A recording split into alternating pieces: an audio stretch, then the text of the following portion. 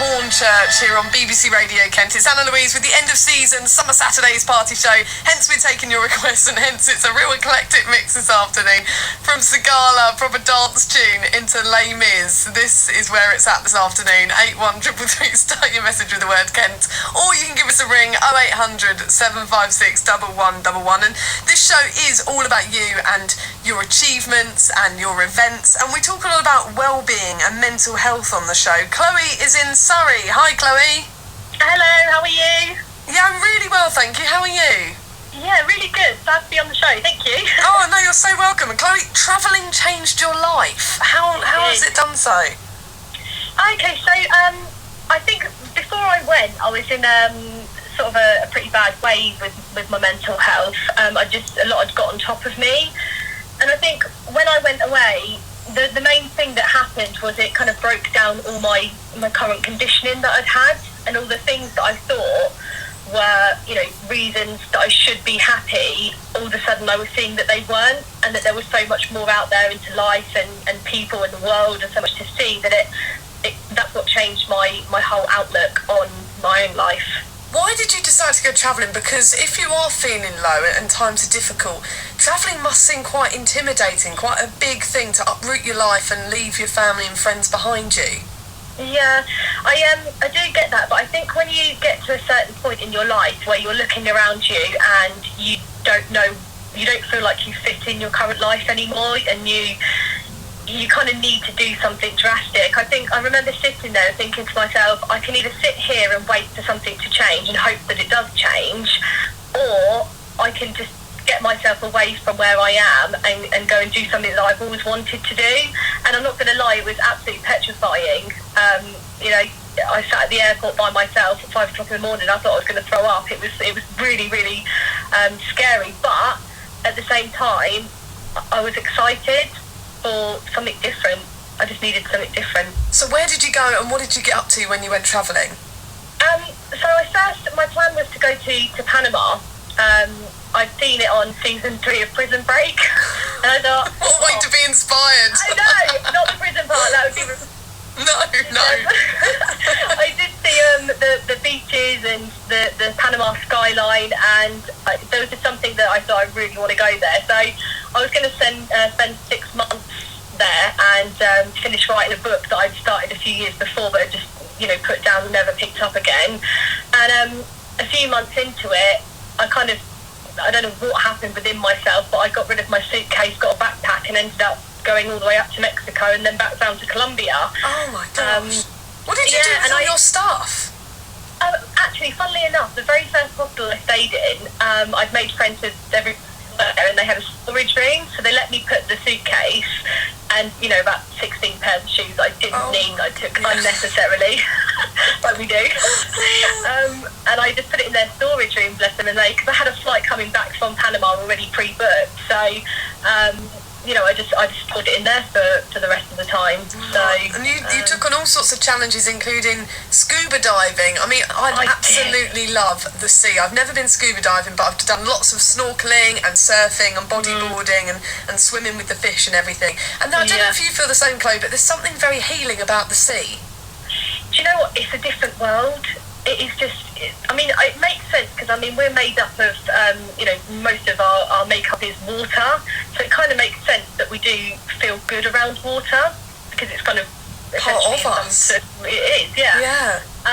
But yeah, scuba diving, because I was like yourself, I've done a lot of snorkeling and, I'm not afraid of the sea. I've always gone into the sea, but I did find it quite traumatic the first time I did scuba diving because it's a whole world under there that you're not supposed to breathe under there, and all of a sudden you're breathing underwater with all these creatures that you've never even seen or been around before, and it's mesmerising. That must be so surreal. Is it one to add to my bucket list? I would 100% say yes.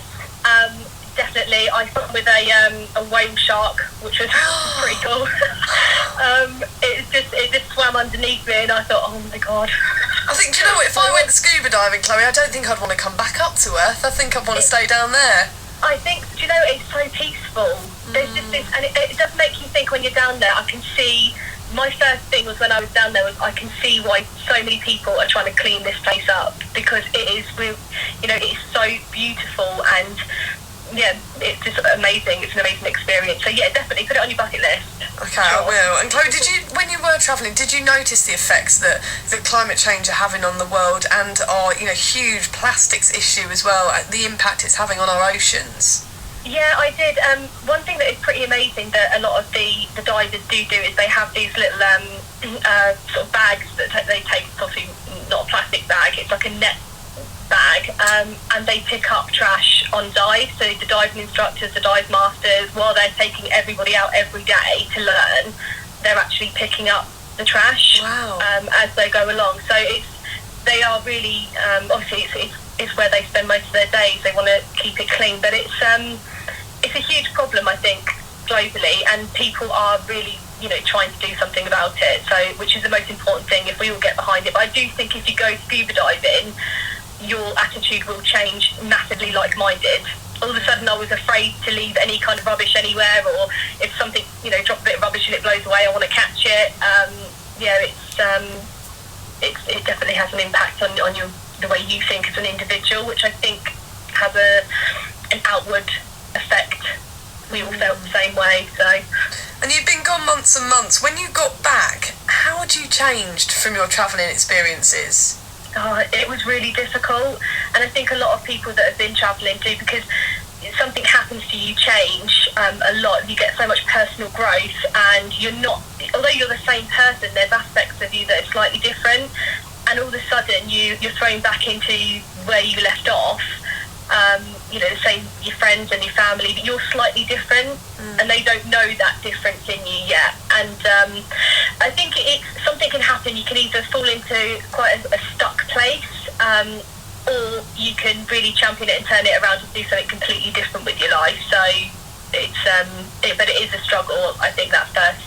Yeah, definitely, because you're back from reality, aren't you, as well? There's no more exploring or wandering or adventuring around these unknown places. You are back to the 9 to 5, thinking about work, thinking about duties, thinking about chores that have got to be done and bills that have got to be paid. Yeah, it is. And something that I try to aim to do now is I do try to get away, as often as I can, as a kind of break from it, because we're so restricted with time.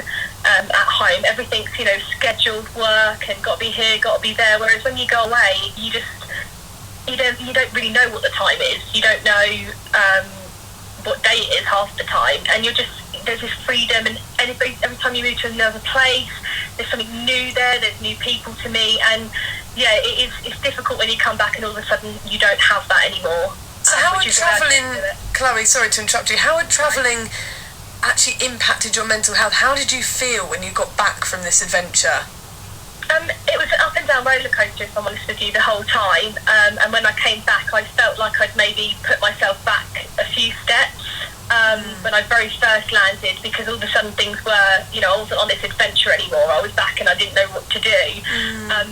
But you do, you figure it out. If you can sort of keep yourself grounded to the person that you learn and become to know when you were travelling, you can bring that person into your current life. And I'm in a much better headspace now, and I'm much more excited about the future, and I've got a lot more confidence, and I can I know that I can solve problems by myself now, because that's something that when you're travelling you have to solve things out for yourself pretty much, and you just come back a more refined person, and I think it does have a huge impact on your mental health.